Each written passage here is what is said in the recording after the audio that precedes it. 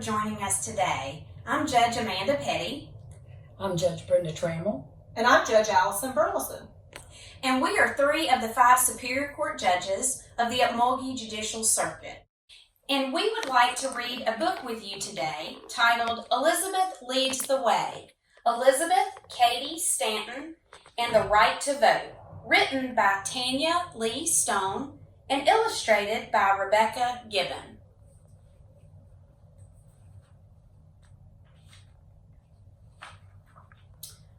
What would you do if someone told you you can't be what you want to be because you are a girl? What would you do if someone told you your vote doesn't count, your voice doesn't matter because you are a girl? Would you ask why? Would you talk back? Would you fight for your rights? Elizabeth did.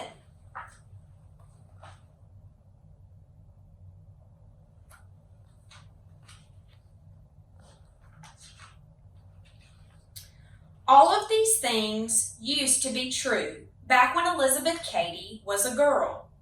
And all of these things might still be true today if Elizabeth hadn't led the way. She was only 4 years old the first time she heard someone, a woman, say that life was better for boys. The woman had come to visit Elizabeth's new baby sister. What a pity it is a girl. How could anyone look at a little baby and feel sad? What could be wrong about being a girl?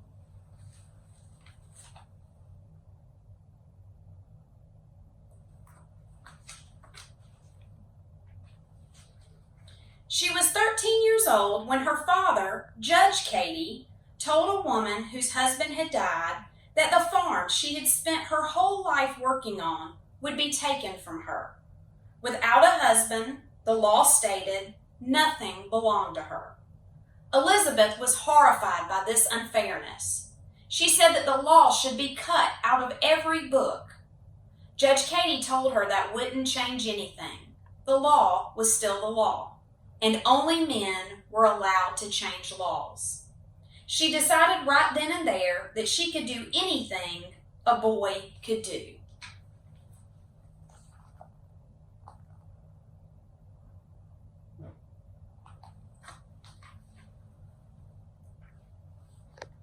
She jumped over high hurdles on horseback. She rafted across a raging river.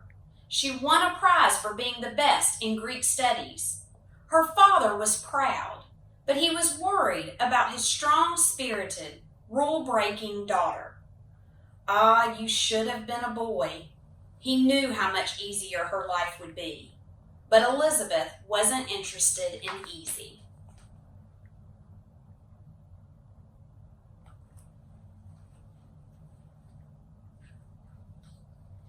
At 16, since colleges would not let girls in, Elizabeth begged her father to send her to a girls' school so she could continue her learning.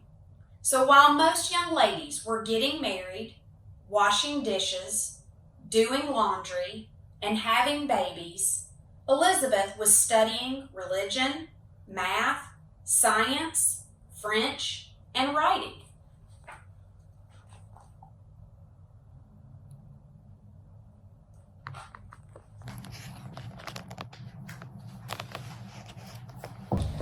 Several years later, Elizabeth Cady met Henry Stanton.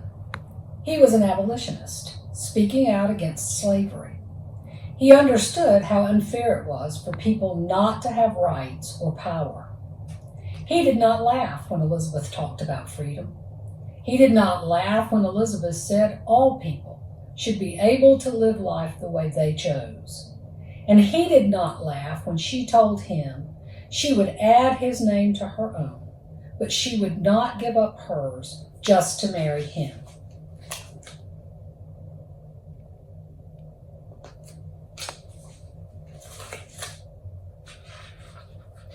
So Elizabeth Cady became Elizabeth Cady Stanton and had babies, cooked meals, washed dishes, mended clothes, and did laundry. She loved her babies, but she did not love cooking and dishes and mending and laundry.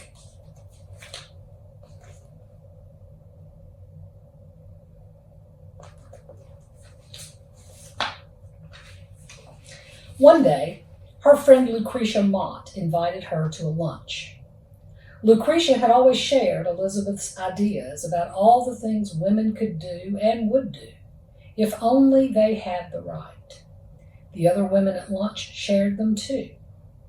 Elizabeth got fired up. She proposed they hold a meeting.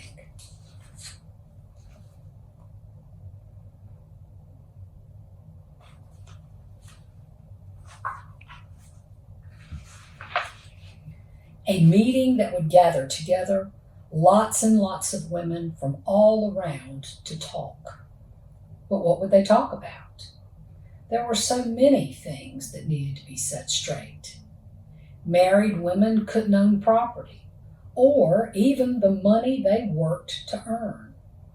Elizabeth had learned long ago that only men could change the laws, because only men could vote.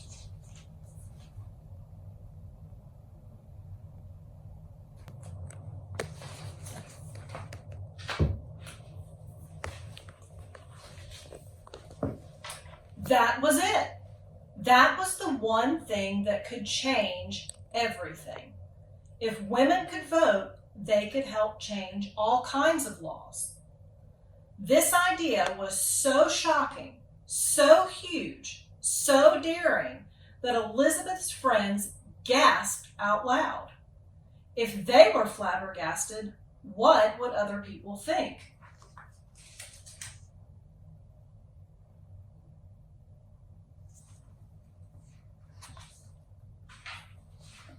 Elizabeth did not waver. She knew voting was the only way to make a difference. Her battle cry for the right to vote rang out. Have it we must. Use it we will. Even her Henry thought she had gone too far.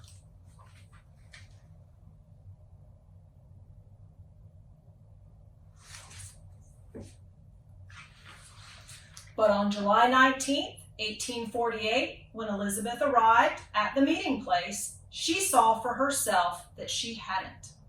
The small church in Seneca Falls, New York, was filled with hundreds of people.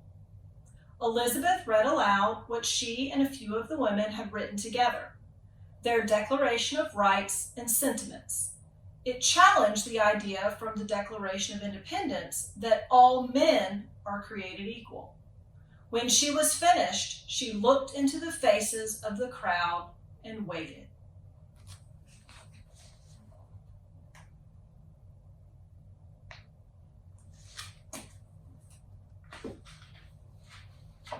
The room was silent, but then a rumbling began.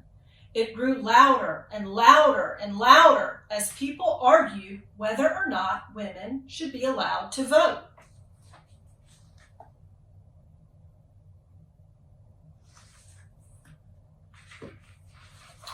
Word of the meeting spread like wildfire. Newspapers across the country scolded Elizabeth for her boldness, but other women joined her in battle. The idea of women having the right to vote began to buzz in the ears of people from Maine to California. Elizabeth had tossed a stone in the water, and the ripples grew wider and wider and wider. Many said Elizabeth must be stopped. But she was unstoppable. She changed America forever.